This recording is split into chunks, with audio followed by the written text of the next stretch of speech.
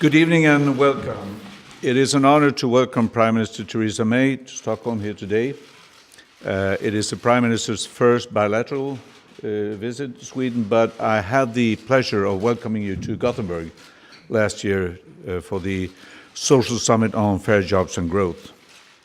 Our two countries have enjoyed excellent relations for centuries, and we cooperate within the European Union today, but also bilaterally in areas such as security and defense, research, innovation, as well as education. We value our strong relationship and partnership, and we hope to develop it further, and it is in this spirit that we have met here today. First, let me again state that Sweden has been and will continue to be clear in our support for and solidarity with the UK following the Salisbury attack. We do that as an EU partner, but also as a close friend. Sweden is one of the member states that has expelled a Russian diplomat in response to the attack. The attempted murders in Salisbury represent a further challenge by Russia to the international rule-based order. We still expect Russia to answer to the questions posed by the United Kingdom and to collaborate fully with the Organization for the Prohibition of Chemical Weapons, OPCW. Prime Minister May and I have discussed the ongoing investigation and possible additional measures. Let me mention that we also touched upon other security-related issues today. Challenges such as cyber security and crisis management can only be met by cooperating together, and we have agreed to continue to build further upon the widespread cooperation that already exists between our two nations in these fields. Another focus of our discussions has naturally been on the state of play in the Brexit negotiations. It is positive that the negotiations between the EU and the UK so far have developed quite well. Significant progress has been made in recent months to reach agreement on a transition period, and this is most welcome because it is another step towards an orderly Brexit. In the coming months, we expect the discussions on the framework for the future relationship between EU and UK to pick up pace. We should approach these talks with a positive and practical mindset. Clearly, and from our point of view, regrettably, the UK has decided to leave the European Union and things cannot continue as before. Nevertheless, we continue as friends, as partners, and many joint challenges do remain. So we therefore need a broad, deep, and constructive future relationship. So finally, thank you again, Prime Minister May, for the constructive talks and valuable exchange of views that we've had today. I look forward to continuing our close cooperation and partnership in many areas.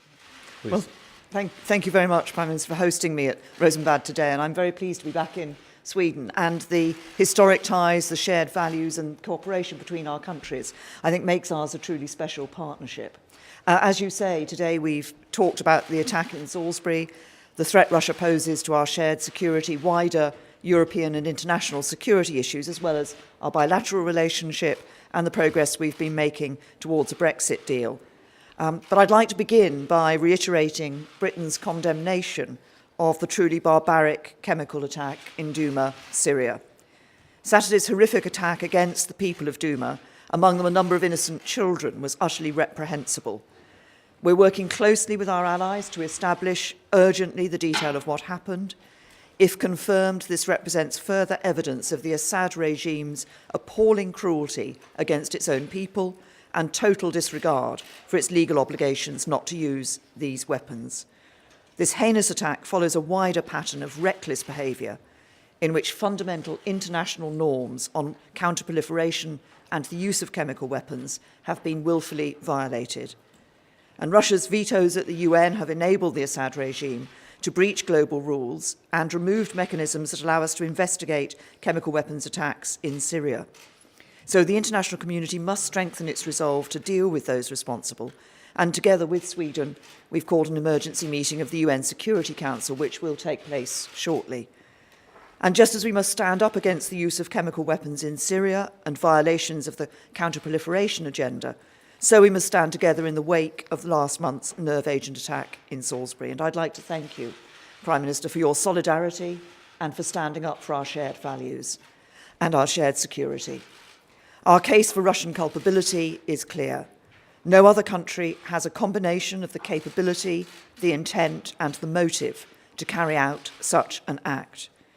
Faced with the evidence, Russia provided no explanation and even pointed the finger at Sweden in a preposterous effort to distract from the truth. And so these attempted murders represent another assault on our shared values and the international rules-based system which upholds them. But your swift condemnation of Russia was critical in helping reinforce Western unity, and the robust steps that you and others have taken in the past month demonstrate a clear recognition of the shared threat we face.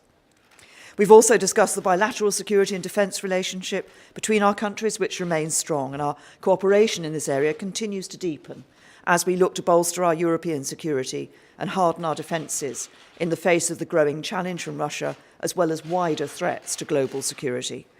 Sweden has contributed to international operations in Afghanistan and Libya, and your troops now play an active role alongside ours in UN peacekeeping operations and as part of the global coalition to defeat Daesh. And I welcome Sweden's decision to join the Joint Expeditionary Force, which has bolstered our ability to respond quickly together to emerging threats across the globe. We also cooperate closely to fight terrorism. In recent years, our nations have suffered callous attacks on our citizens by cowards who want to destroy our values and our way of life. And indeed, Saturday marked 1 year on from a despicable act of terror here on the streets of Stockholm. As I said at the time, we will continue to stand together as we confront this shared threat. Beyond security, our strong trade and investment relationship, which has grown between our countries over hundreds of years, continues to flourish. There are 1,000 Swedish companies in the UK and a similar number of British companies with a presence here in Sweden. And our economic ties are one of the many reasons we're determined to maintain our close links with Sweden after Brexit. And today we've discussed the ambitious economic and security partnership we want to build. We've also reflected on progress in the negotiations and considered those elements that remain outstanding, including on issues relating to Northern Ireland. Our shared interests will undoubtedly continue to align post-Brexit, and I have no intention of allowing our close and historic ties to weaken. I want a future relationship of unprecedented breadth and depth with the EU and with our European partners too. And so I'm absolutely committed to continuing to work with you in the years ahead to build on our partnership and keep our people prosperous and safe. Thank you. Thank you, Prime Minister. Thank you. John Vale from the Press Association. You may have seen that this evening Donald Trump has said he will respond to the chemical attack in Syria within 48 hours. If there were an international coalition led by the US in favour of renewed military action in Syria, would the UK and Sweden follow suit and join that coalition? Well, what we are currently doing is working urgently with our allies to assess what has happened here. As I said, if this has been an absolutely barbaric attack that has taken place, and if it is clear that it is the responsibility of the Assad regime, it's yet another example of the callous and brutal way in which he's been treating his people. And we're clear that those responsible should be held to account. We're, as I say, working urgently with our allies to assess what has happened, but we're also working with our allies on any action that is necessary. No, it's in line with what the Prime Minister said. This is horrendous. Once again, we see chemical weapons being used that are prohibited. We need to find the responsible actor, of course, and also claim responsibility. And that is why, for example, UK and Sweden now has initiated this discussion in the Security Council, because we need to find those who are responsible and claim the responsibility and make sure that it doesn't happen again. Yes, I have a follow-up regarding Syria. You've taken a rather confrontative stance towards Russia after Salisbury attack, and given the situation in Syria and the need for a political solution possibly involving Russia, is that a wise thing to escalate the conflict? Well, first of all, as I repeated in the remarks that I've just made, if you look at what happened on the streets of Salisbury, this was a terrible incident, the use of a military-grade nerve agent on the streets of a city in the United Kingdom, an attempt on the lives of 2 people, and of course others were affected too. We're very clear that this is part of, as I said, that it is Russia that has the capability, the intent and the motive to have conducted this attack.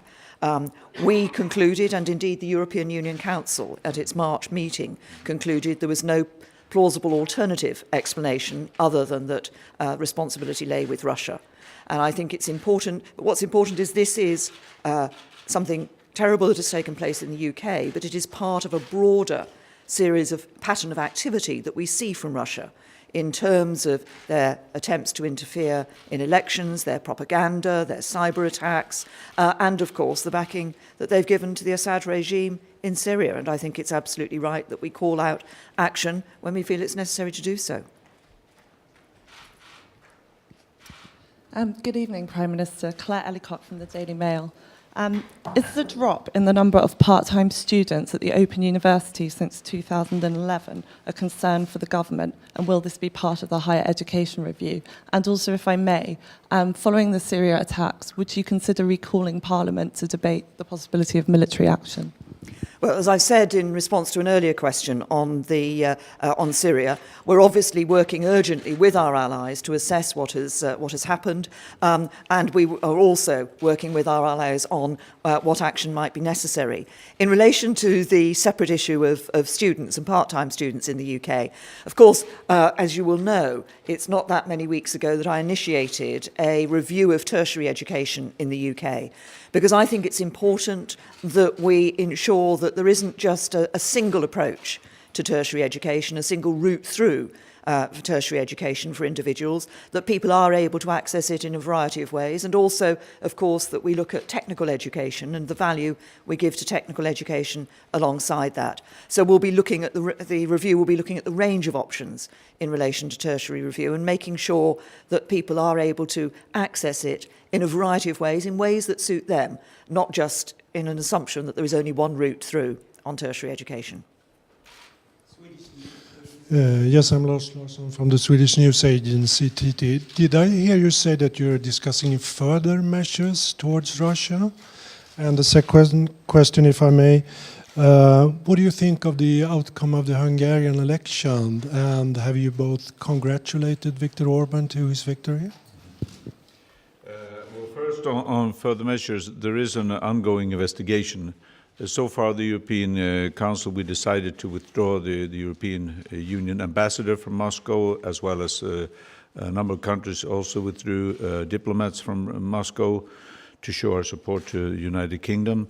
And there's now an ongoing investigation, and still Russia has not answered the posed questions by the United Kingdom. So we need to keep that option open. It doesn't mean that we now discuss concrete measures, but we have to have that possibility, of course, because Russia still needs to answer some questions here. I mean, why this nerve agent produced in Soviet Union, taken over by Russia, and now being used in a murder attempt in Salisbury in Britain? How does it happen? So they need to answer those questions. Regarding the Hungarian election, we never first congratulate those who are re-elected to begin with, and now it's up to the Hungarian government. We haven't seen I don't think we haven't seen the really final result, but it's obvious that the government in office right now will continue. And it's up to them to show that they respect the European laws, the rules that we have, and so, well, it's up to them to show what they want. The UK has a history of many years of cooperation with the Hungarians, and we will look forward to continuing to work with the Hungarian government in the future. In relation to the other issue, as the Prime Minister has said, I think he's absolutely right that we look and discuss whether further action is necessary, whether further measures should be taken. I said that from the UK's point of view in the statements I made in the House of Commons relatively soon after the Salisbury attack, that we would be, if necessary, looking at further measures, and we will continue to do that. Thank you very much. Thank you. Thank you.